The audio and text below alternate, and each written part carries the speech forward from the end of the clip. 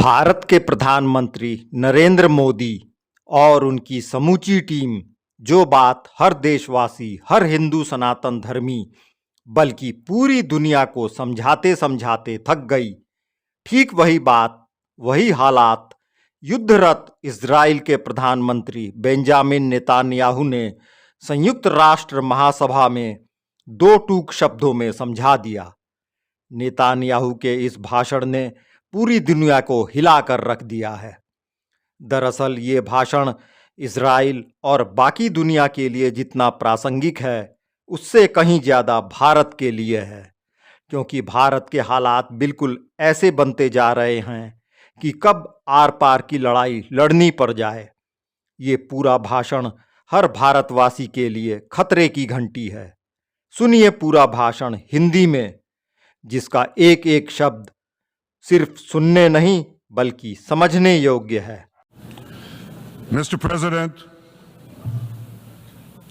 ladies and gentlemen, इस साल मेरा यहाँ आने का इरादा नहीं था। मेरा देश युद्ध में है, अपने जीवन के लिए लड़ रहा है। लेकिन जब मैंने इस मंच पर कई वक्ताओं द्वारा मेरे देश पर लगाए गए झूठ और बदनामी को सुना, तो मैंने यहाँ आकर सच्चाई को उजागर करने का फैसला किया। मैंने अपने लोगों के लिए बोलने और यहाँ आने का फैसला किया। अपने देश के लिए बोलना, सत्य के लिए बोलना, और यह सत्य है, इजराइल शांति चाहता है। इजराइल शांति चाहता है। इजराइल ने शांति स्थापित की है और फिर से शांति स्थापित करेगा। फिर भी हम क्रूर दुश्मनों का सामना कर रहे हैं जो हमारा विनाश चाहते हैं, और हमें उनसे खुद का बचाव करना चाहिए। ये क्रूर हत्यारे, हमारे दुश्मन, न केवल हमें नष्ट करना चाहते हैं, बल्कि वे हमारी साझा सभ्यता को नष्ट करना चाहते हैं और हम सभी को अत्याचार और आतंक के अंधकारमय युग में वापस ले जाना चाहते हैं। जब मैंने पिछले साल यहाँ बात की थी, तो मैंने कहा था कि हम उसी कालातीत विकल्प का सामना कर रहे हैं जो मूसा ने हजारों साल पहले इजराइल के लोगों के सामने रखा था, जब हम वादा किए गए देश में प्रवेश करने वाले थे। मूसा ने हमें बताया कि हमारे कार्य यह निर्धारित करेंगे कि हम भविष्य की पीढ़ियों को आशीर्वाद देते हैं या अभिशाप। यह वही विकल्प है जिसका सामना आज हम कर रहे हैं। ईरान की निरंतर आक्रामकता का अभिशाप या अरब और यहूदी के बीच ऐतिहासिक मेल मिलाप का आशीर्वाद। उस भाषण के बाद के दिनों में जिस आशीर्वाद के बारे में मैंने बात की थी, वह और भी स्पष्ट रूप से सामने आया। सऊदी अरब और इजराइल के बीच समानीकरण समझौता पहले से कहीं ज़्यादा नज़दीक लग रहा था, लेकिन फिर 7 अक्टूबर का अभिशाप आया। गाजा से हजारों ईरानी समर्थित हमास आतंकवादी पिकअप ट्रकों और मोटरसाइकिलों पर सवार होकर इजराइल में घुस आए और उन्होंने अकल्पनीय अत्याचार किए। उन्होंने 1200 लोगों की बर्बर हत्या कर दी। उन्होंने महिलाओं का बलात्कार किया, उनके शरीर को विकृत किया, उन्होंने पुरुषों के सिर काटे, उन्होंने बच्चों को जिंदा जला दिया, उन्होंने पूरे परिवार को जिंदा जला दिया। बच्चे, माता पिता, दादा दादी, नाजी नरसंहार की याद दिलाने वाले दृश्य। हमास ने दर्जनों अलग अलग देशों से 251 लोगों का अपहरण किया और उन्हें गाजा की काल कोठरी में घसीटा। इजराइल ने इनमें से 154 बंधकों को वापस घर लाया है, जिनमें से 117 जीवित वापस आ गए। मैं आपको आश्वस्त करना चाहता हूं कि हम तब तक चैन से नहीं बैठेंगे जब तक कि शेष बंधकों को भी वापस नहीं लाया जाता, और उनके परिवार के सदस्य आज हमारे साथ हैं। मैं आपसे खड़े होने के लिए कहता हूं। हमारे साथ एली टीवी हैं, जिनके बेटे ईदान को नोवा संगीत समारोह से अगवा कर लिया गया था। यही उनका अपराध था, एक संगीत समारोह, और इन हत्यारे राक्षसों ने उन्हें उठा लिया। कोबी समेरानो, जिनके बेटे जोनाथन की हत्या कर दी गई थी और उनकी लाश को काल कोठरी में गाजा की आतंकी सुरंगों में ले जाया गया था। एक लाश को बंधक बनाकर रखा गया था। सलीम अल अतराश, जिनके भाई मोहम्मद, एक बहादुर अरब इजरायली सैनिक थे, की हत्या कर दी गई थी। उनका शव भी गाजा ले जाया गया।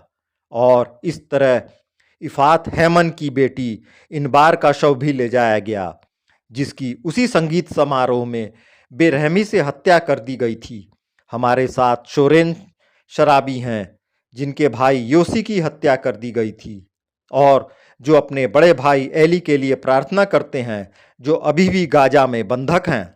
और हमारे साथ किबुत्ज नीर ओज के यिजहर लिफ्ट भी हैं, एक किबुत्ज जिसे आतंकवादियों ने मिटा दिया था।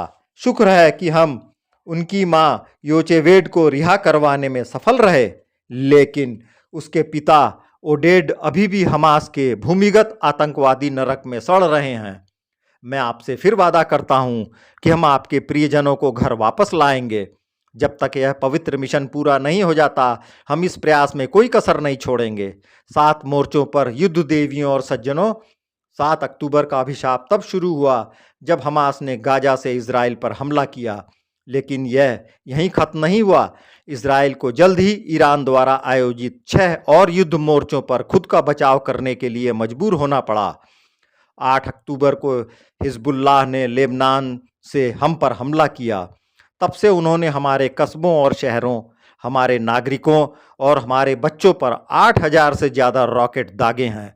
2 हफ्तों के बाद यमन में ईरान समर्थित हौथियों ने इजराइल पर ड्रोन और मिसाइलें दागीं, जो 250 ऐसे हमलों से पहला था, जिसमें कल तेल अवीव पर किया गया हमला भी शामिल था।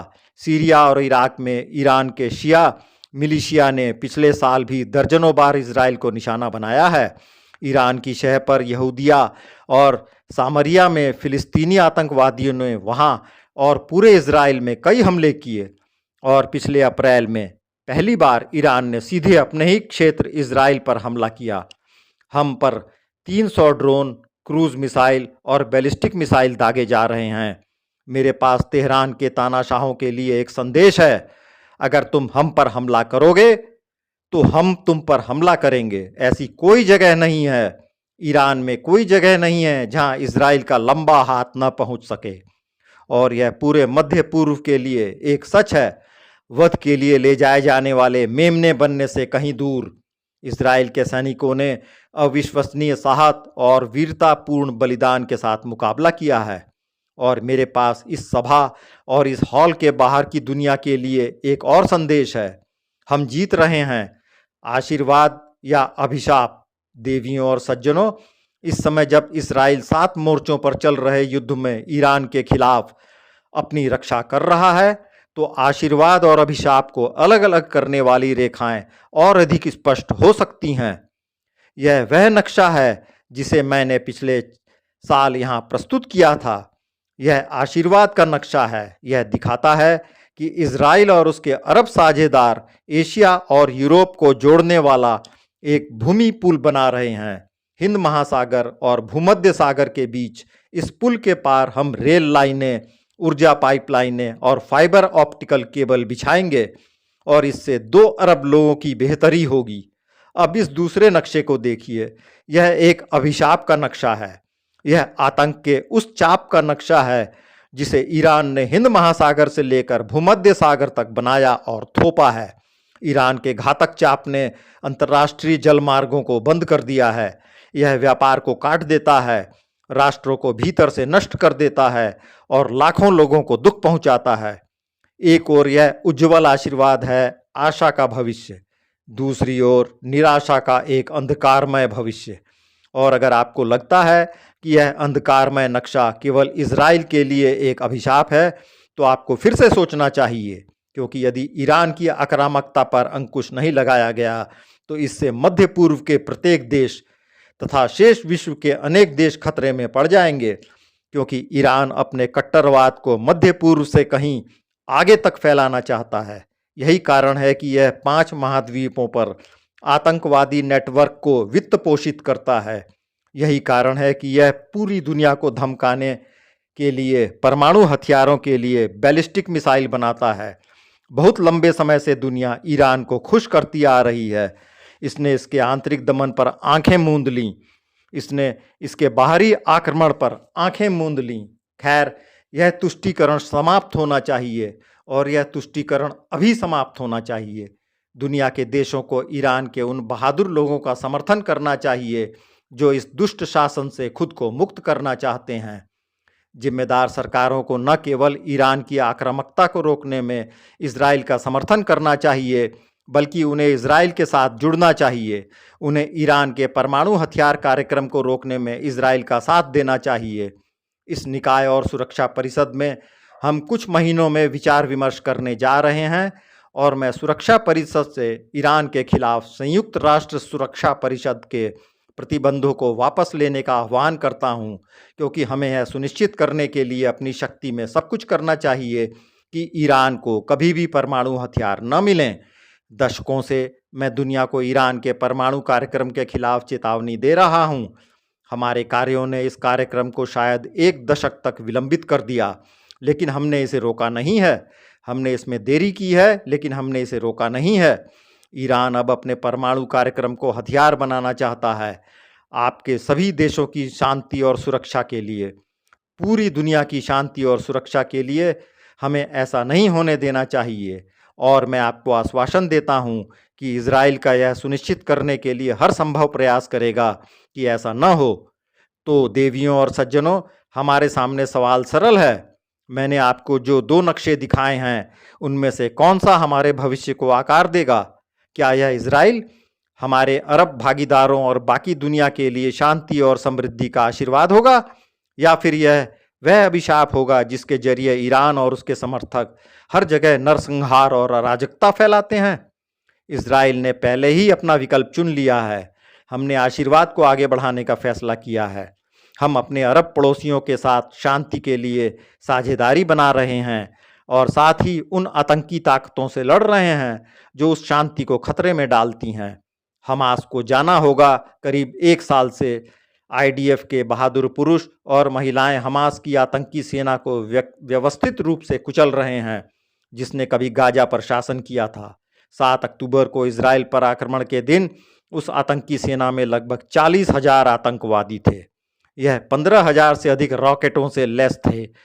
इनके पास 350 मील लंबी आतंकी सुरंगें थीं, एक भूमिगत नेटवर्क जो न्यूयॉर्क के सबवे सिस्टम से भी बड़ा था, जिसका इस्तेमाल वे जमीन के ऊपर और नीचे तबाही मचाने के लिए करते थे। 1 वर्ष बाद आईडीएफ ने इनमें से आधे से अधिक आतंकवादियों को मार गिराया या पकड़ लिया, उनके 90% से अधिक रॉकेट शस्त्रागार को नष्ट कर दिया तथा उनके आतंकी सुरंग नेटवर्क के प्रमुख खंडों को समाप्त कर दिया। नपेतुले सैन्य अभियानों में हमने हमास की लगभग सभी आतंकी बटालियनों को नष्ट कर दिया।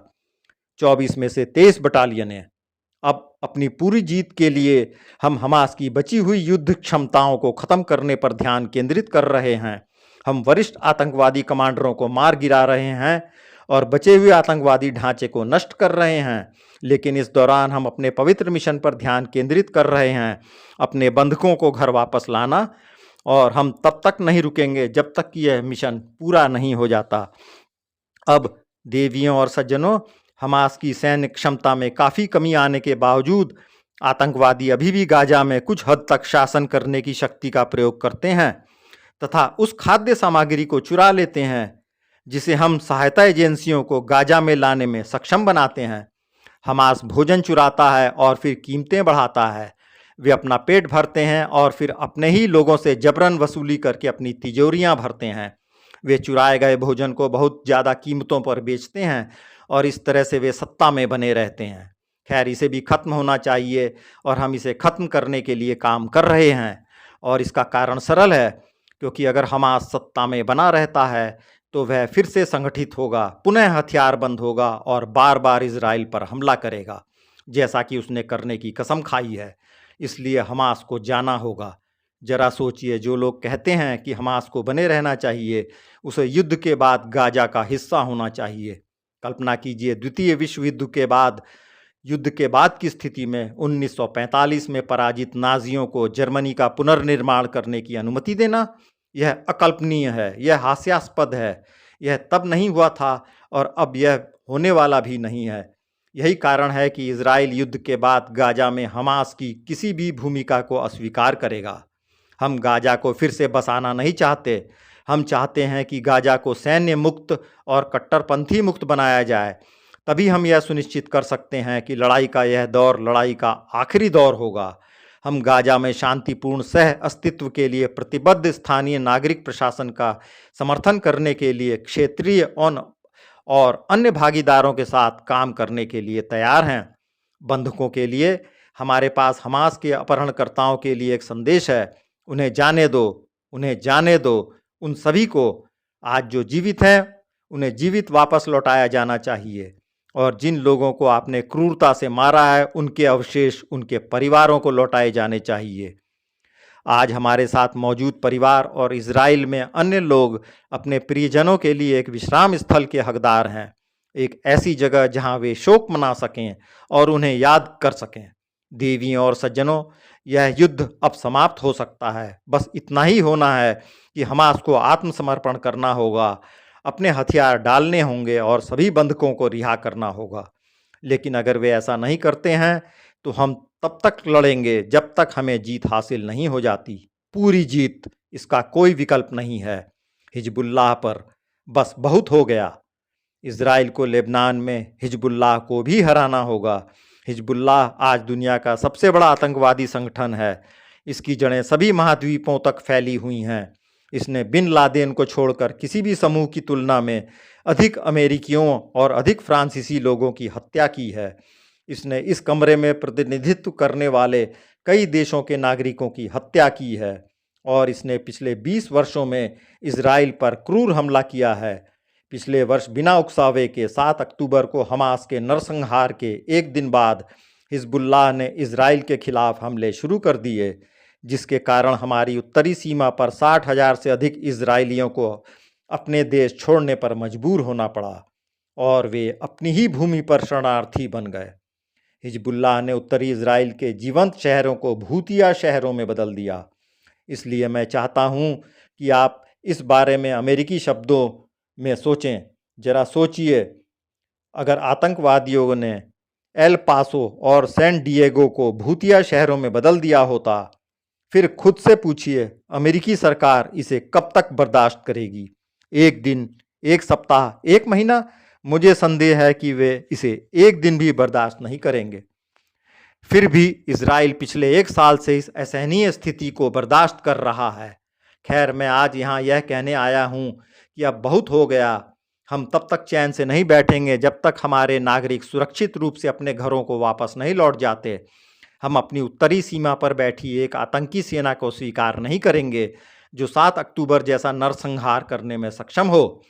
18 साल तक हिजबुल्लाह ने संयुक्त राष्ट्र सुरक्षा परिषद के प्रस्ताव 1701 को लागू करने से साफ इनकार कर दिया, जिसके तहत उसे अपनी सेना को हमारी सीमाओं से दूर ले जाना था। इसके बजाय हिजबुल्लाह हमारी सीमा तक पहुंच गया। उन्होंने हमारे समुदायों में घुसपैठ करने के लिए गुप्त रूप से आतंकी सुरंगें खोदीं और हमारे कस्बों और गांवों में अंधाधुंध तरीके से हजारों रॉकेट दागे। वे इन रॉकेटों और मिसाइलों को सैन्य स्थलों से नहीं दागते हैं, वे ऐसा भी करते हैं, लेकिन वे इन रॉकेटों और मिसाइलों को स्कूलों, अस्पतालों, अपार्टमेंट इमारतों और लेबनान के नागरिकों के निजी घरों में रखने के बाद दागते हैं। वे अपने ही लोगों को खतरे में डालते हैं। वे हर रसोई में मिसाइल रखते हैं, हर गैराज में एक रॉकेट। मैंने इस सप्ताह लेबनान के लोगों से कहा, हिजबुल्लाह ने आपको जिस मौत के जाल में फंसाया है उससे बाहर निकलिए। नसरल्लाह को लेबनान को रसातल में न जाने दीजिए। हम आपके साथ युद्ध में नहीं हैं, हम हिजबुल्लाह के साथ युद्ध में हैं, जिसने आपके देश पर कब्जा कर लिया है और हमारे देश को नष्ट करने की धमकी दे रहा है। जब तक हिजबुल्लाह का युद्ध का रास्ता चुनता है, तब तक इजराइल के पास कोई विकल्प नहीं है और इजराइल को इस खतरे को दूर करने और हमारे नागरिकों को सुरक्षित उनके घरों में वापस भेजने का पूरा अधिकार है और हम ठीक यही कर रहे हैं। अभी इस हफ्ते आईडीएफ ने हिजबुल्लाह के रॉकेटों का एक बड़ा हिस्सा नष्ट कर दिया, जो 3 दशकों से ईरान के वित्त पोषण से बनाए जा रहे थे। हमने वरिष्ठ सैन्य कमांडरों को मार गिराया, जिन्होंने न केवल इजराइल का बल्कि अमेरिकी और फ्रांसीसी लोगों का भी खून बहाया। और फिर हमने उन प्रतिस्थापन को हटा दिया और फिर उनके प्रतिस्थापन और हम हिजबुल्लाह को तब तक अपमानित करना जारी रखेंगे जब तक कि हमारे सभी उद्देश्य पूरे नहीं हो जाते।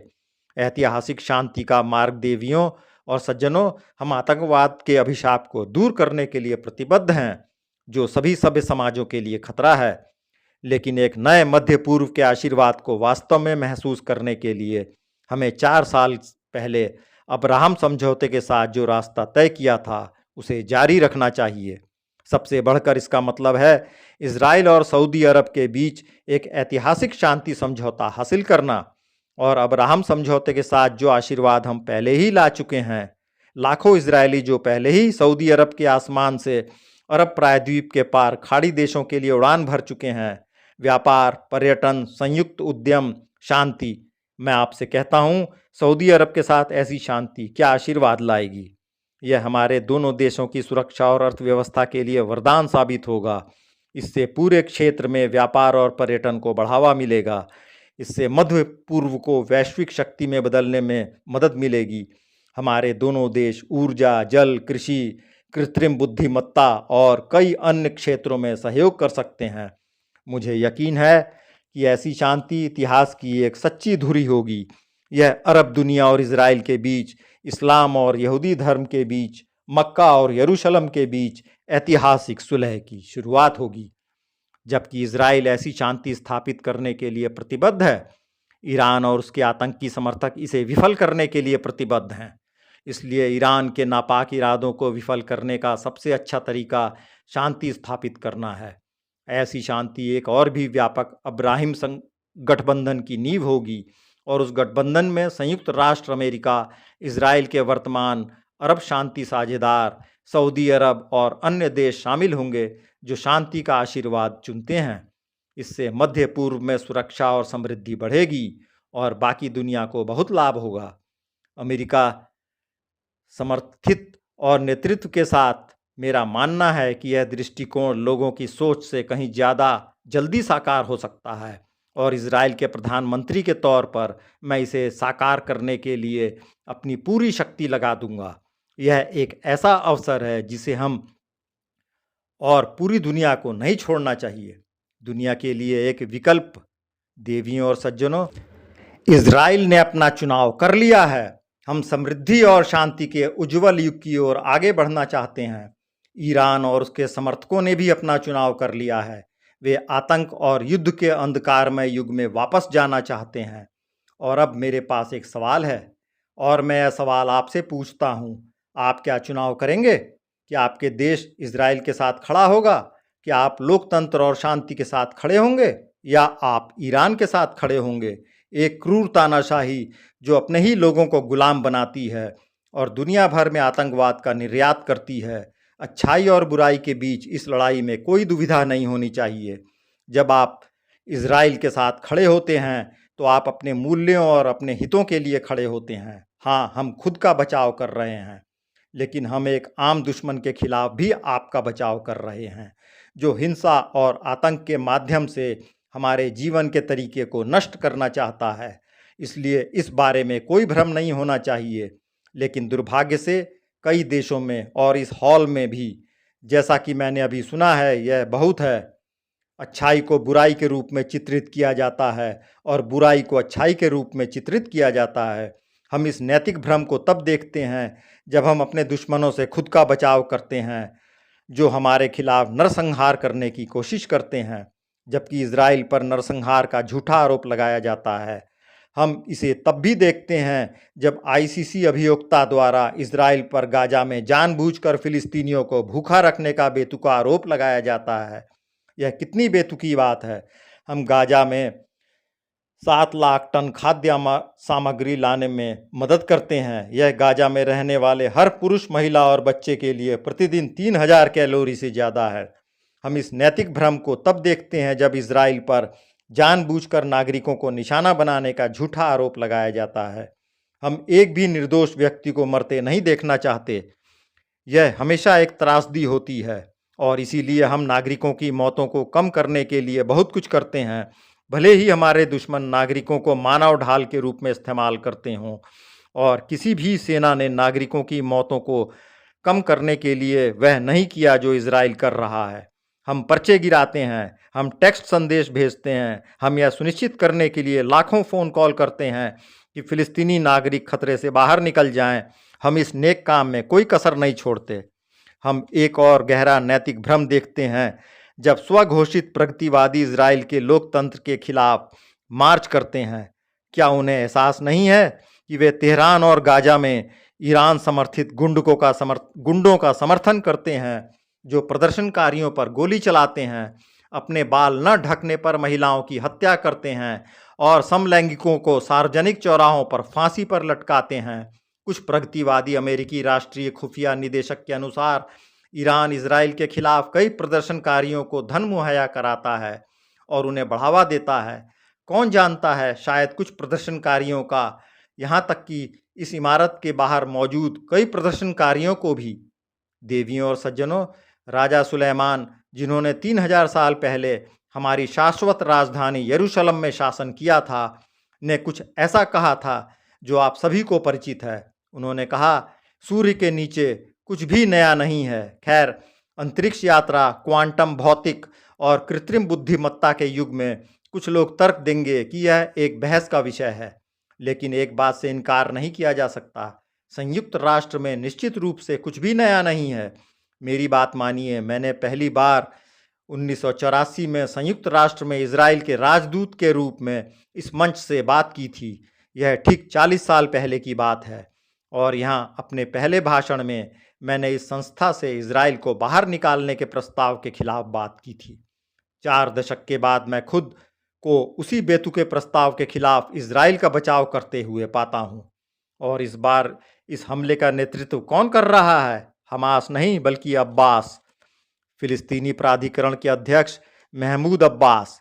यह वही व्यक्ति है जो दावा करता है कि वह इजराइल के साथ शांति चाहता है, फिर भी वह 7 अक्टूबर के भयानक नरसंहार की निंदा करने से इनकार करता है।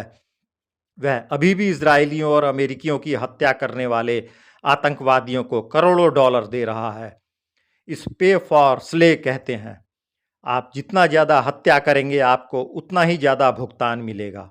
और वह अभी भी इजराइल के अस्तित्व के अधिकार और इजराइल के खुद की रक्षा करने के अधिकार के खिलाफ निरंतर कूटनीतिक युद्ध लड़ रहा है। और वैसे ये दोनों एक ही बात है, क्योंकि अगर आप खुद की रक्षा नहीं कर सकते तो आप अस्तित्व में नहीं रह सकते। हमारे पड़ोस में तो बिल्कुल नहीं, और शायद आपके पड़ोस में भी नहीं।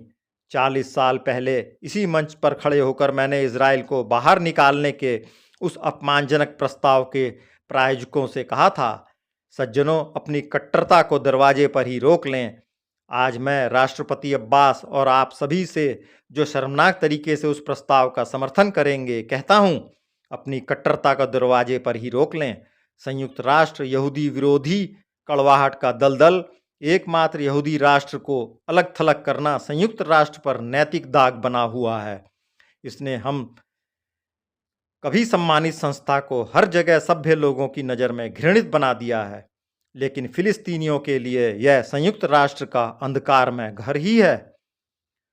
वे जानते हैं कि यहूदी विरोधी इस दलदल में यहूदी राज्य को किसी भी राज्य के लिए बदनाम करने के लिए एक स्वचालित बहुमत तैयार है। इस इजराइल विरोधी सपाट पृथ्वी समाज में कोई भी झूठा आरोप, कोई भी अजीबोगरीब आरोप बहुमत जुटा सकता है। पिछले 1 दशक में संयुक्त राष्ट्र महासभा में इस हॉल में इजराइल के खिलाफ जितने प्रस्ताव पारित हुए हैं, उतने पूरे विश्व के खिलाफ नहीं हुए। वास्तव में 2 गुने से भी ज़्यादा। 2014 से अब तक इस संस्था ने 174 बार इजराइल की निंदा की है। इसने दुनिया के सभी अन्य देशों की 73 बार निंदा की है। यह यहूदी राष्ट्र के लिए 100 से अधिक अतिरिक्त निंदा है। क्या पाखंड है, क्या दोहरा मापदंड है, क्या मजाक है। तो आज आपने जो भी भाषण सुने, इस साल इजराइल के प्रति जो भी शत्रुतापूर्ण रवैया अपनाया गया, वह गाजा के बारे में नहीं है, यह इजराइल के बारे में है। यह हमेशा से इजराइल के बारे में रहा है, इजराइल के अस्तित्व के बारे में। और मैं आपसे कहता हूँ, जब तक इजराइल यहूदी राज्य के साथ अन्य राष्ट्रों की तरह व्यवहार नहीं किया जाता, जब तक यह यहूदी विरोधी दलदल सूख नहीं जाता, तब तक संयुक्त राष्ट्र को हर जगह निष्पक्ष सोच वाले लोगों का एक तिरस्कारपूर्ण तमाशा के अलावा कुछ नहीं मानेंगे। और संयुक्त राष्ट्र में यहूदी विरोधी भावना को देखते हुए किसी को भी इस बात पर आश्चर्य नहीं होना चाहिए कि संयुक्त राष्ट्र से संबद्ध अंगों में से एक, आईसीसी के अभियोक्ता, मेरे और इजराइल के रक्षा मंत्री जो कि लोकतांत्रिक रूप से इजराइल राज्य के निर्वाचित नेता हैं, के विरुद्ध गिरफ्तारी वारंट जारी करने पर विचार कर रहे हैं। आईसीसी अभियोजक का जल्दबाजी में निर्णय लेना तथा इजराइल के साथ उसके स्वतंत्र न्यायालयों के समान व्यवहार करने से इनकार करना विशुद्ध यहूदी विरोध के अलावा किसी अन्य कारण से समझाना कठिन है। देवियों और सज्जनों, असली युद्ध अपराधी इजराइल में नहीं हैं, वे ईरान में हैं, वे गाजा में हैं, वे सीरिया में हैं, लेबनान में हैं, यमन में हैं। आप में से जो लोग इन युद्ध अपराधियों के साथ खड़े हैं, आप में से जो लोग अच्छाई के खिलाफ बुराई के साथ खड़े हैं, आशीर्वाद के खिलाफ अभिशाप के साथ, आप में से जो लोग ऐसा करते हैं, उन्हें खुद पर शर्म आनी चाहिए। हम जीतेंगे क्योंकि हमारे पास कोई विकल्प नहीं है, लेकिन मेरे पास आपके लिए एक संदेश है। इस लड़ाई में इजराइल जीतेगा। हम यह लड़ाई जीतेंगे क्योंकि हमारे पास कोई विकल्प नहीं है। कई पीढ़ियों तक हमारे लोगों का कत्लेआम किया गया, बेरहमी से उनका कत्लेआम किया गया और किसी ने भी हमारी रक्षा के लिए उंगली नहीं उठाई। अब हमारे पास एक राज्य है, अब हमारे पास एक बहादुर सेना है, अतुलनीय साहस की सेना है और हम अपनी रक्षा कर रहे हैं। जैसा कि बाइबिल में शमूएल की पुस्तक में कहा गया है, इजराइल की अनंतता कभी नहीं डगमगाएगी। प्राचीन काल से यहूदी लोगों की महाकाव्य यात्रा में आधुनिक समय के तूफान और उथल-पुथल के माध्यम से हमारी यात्रा में उस प्राचीन वादे को हमेशा निभाया गया है और यह हमेशा के लिए सच रहेगा। एक महान कवि की पंक्ति को उधार लेते हुए, इजराइल उस अच्छी रात में धीरे धीरे नहीं जाएगा। हमें कभी भी बुझती हुई रोशनी के खिलाफ गुस्सा करने की ज़रूरत नहीं पड़ेगी, क्योंकि इजराइल की मशाल हमेशा चमकती रहेगी। मैं इजराइल के लोगों और इजराइल के सैनिकों से कहता हूँ, दृढ़ और साहसी बनो। इजराइल जीवित है। इजराइल के लोग आज, कल और हमेशा जीवित रहेंगे।